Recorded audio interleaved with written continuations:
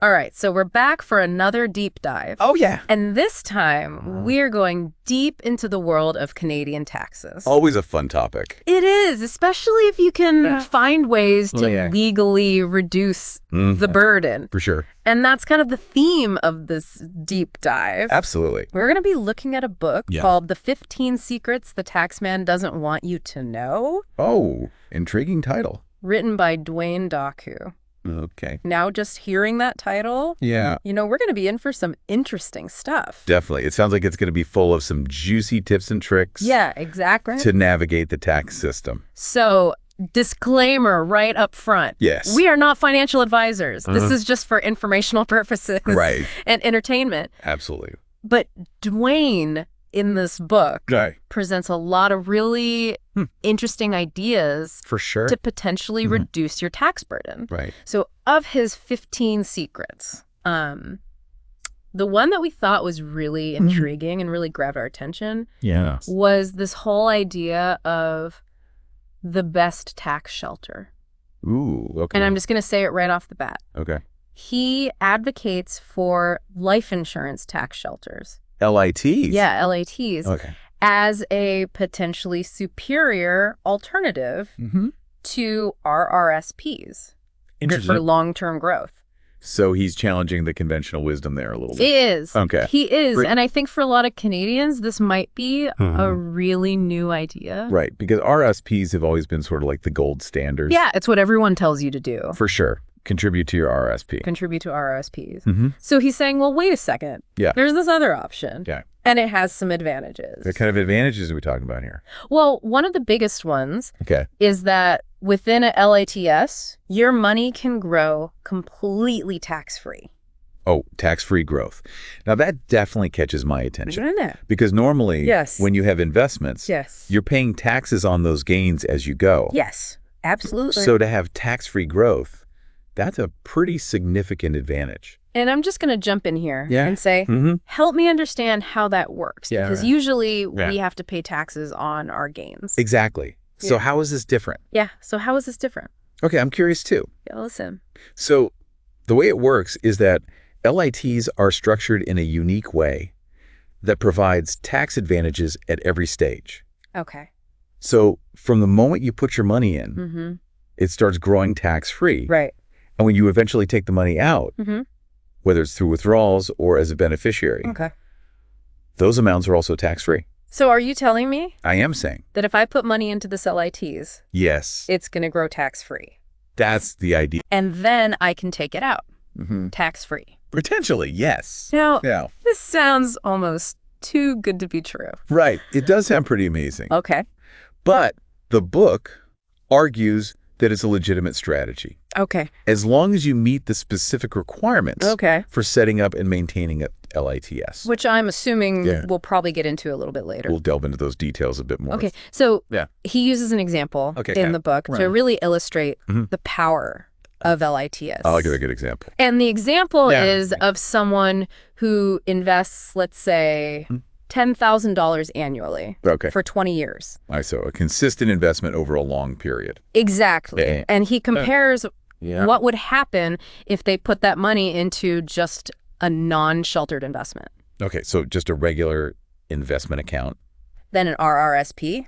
The traditional route. The traditional route. Okay. And then LITs. All right, so we're comparing the three different approaches. Exactly. Got it. So with the non-sheltered, obviously you're going to be paying taxes on any gains. Along the way. Along the way. Right. RRSP, as we know. Yes. You get the tax deduction up front. Up front. But then you pay taxes when you take the money out in retirement. Exactly. So it's like a delayed tax hit. But with LITs, the idea is because it's all tax-free. Tax-free growth, tax-free withdrawals. You're sidestepping. You're essentially bypassing those tax hits. Yeah. Interesting. Pretty interesting, right? Yeah, very interesting. So are there downsides?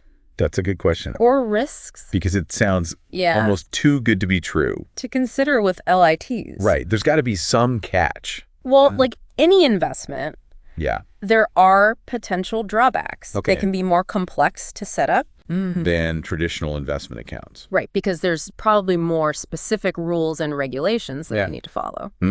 So this is where talking to a financial advisor, a qualified professional. Yes.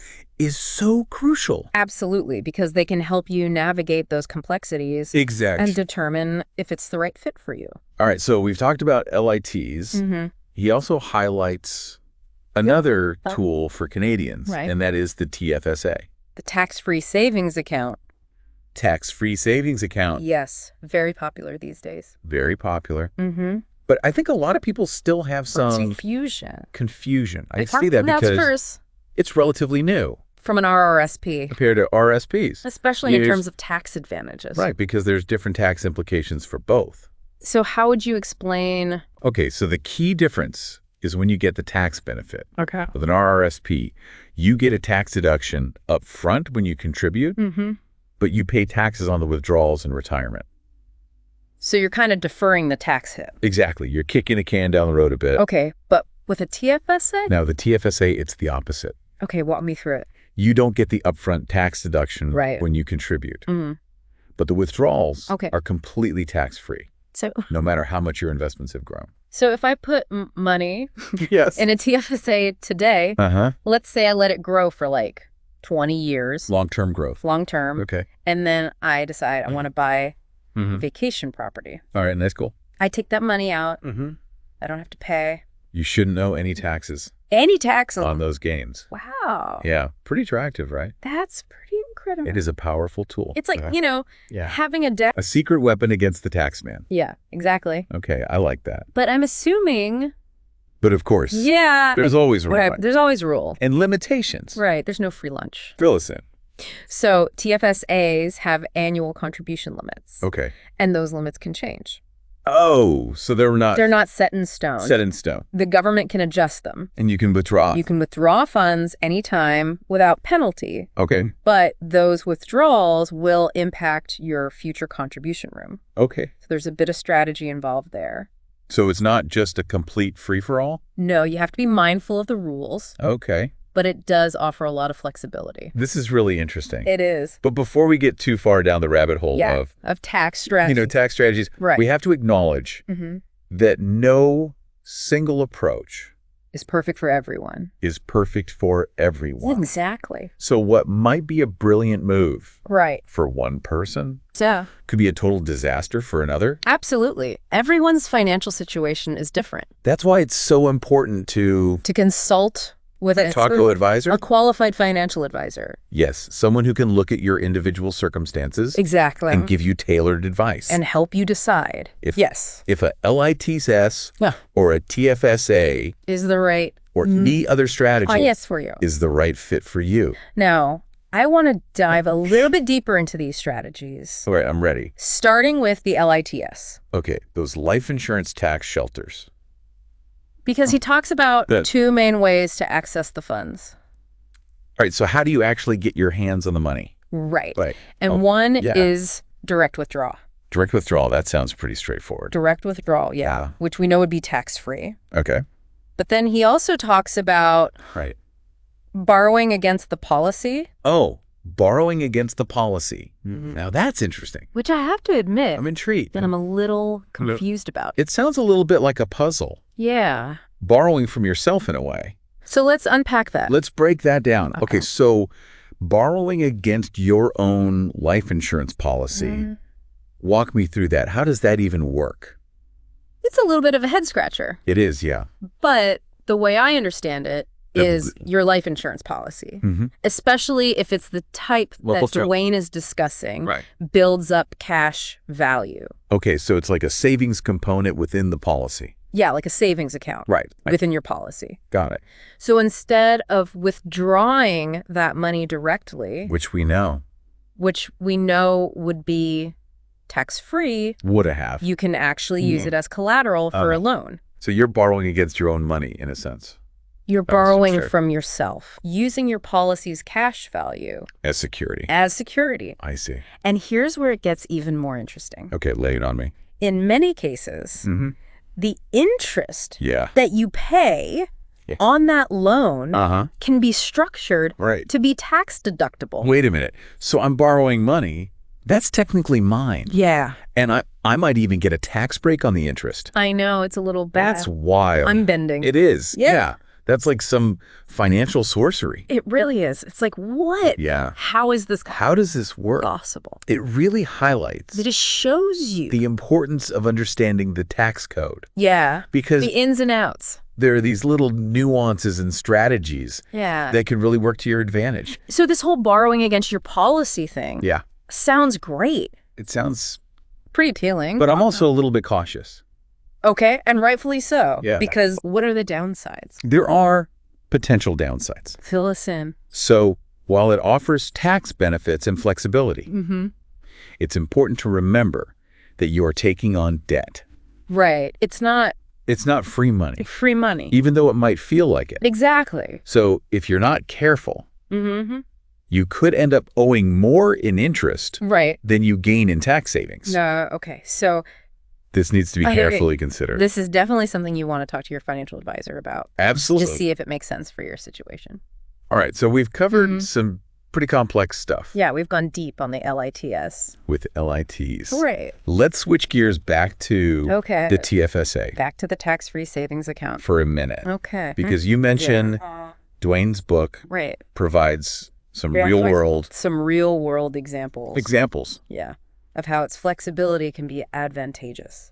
Can you walk us through one of those examples? Sure. One scenario he highlights is if someone isn't able to contribute the full annual amount to their TFSA one year. Okay. Maybe because of unexpected expenses or a dip in income. That happens. That's life, right? Life happens. Yeah, things come up. So with a regular savings account, if you miss... You just miss out on that potential growth. You miss out. Yeah. But with a TFSA, not TFSA. That unused contribution room doesn't disappear. Okay. It gets carried forward. Why? To the next year. Okay, so the next year. When your financial situation maybe improves. Right. You could potentially contribute more than the usual limit. So you could... And make up for what you missed. Make up for it. Exactly. Wow. That's a pretty valuable feature. Amazing. For you have like... With fluctuating incomes. Fluctuating income. Or maybe they're anticipating a major life change. Right. Like starting a family or buying a home. Yeah. That might impact their savings ability. That's a really... So it gives you that flexibility. Nice safety net.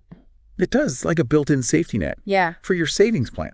But even with all those benefits, I'm sure there are... There are potential drawbacks. Potential downsides. As with anything. What do we need to be aware of? One of the big ones is the risk that the government could change the rules around TFSAs in the future. Oh, so it's not. What kind of changes are we talking about? It's hard to say exactly what might happen, but governments can and do modify tax laws and regulations. Governments change, rules change. Yeah. And TFSAs are not immune to that. There's what we're seeing today. Yeah, those tax-free benefits that we're enjoying now. Might not be there forever. Guaranteed. It's a possibility. Forever. And Dwayne actually acknowledges this in the book. Oh. He talks about the importance of staying informed and adaptable. Okay. So. When it comes to financial planning. Basically, don't set it and forget it.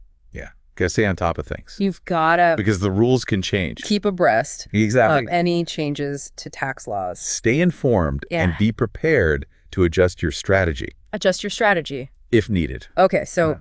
Once again, this is why it's so important. This is where a financial advisor can be really helpful because they can help you navigate those changes. They're professional. And make sure you're always taking advantage of the most current and beneficial tax strategies. This has been a really eye-opening. It's been fascinating, hasn't it? Gosh. We've gone from feeling intimidated by taxes to feeling empowered. Whoa. To use them to our advantage. Like, who knew? Who knew it was possible? That was even possible. It's all about shifting your perspective. And I think Dwayne's book does a great job of that. It really does. It encourages us to see taxes as a game that we can play strategically. Yeah.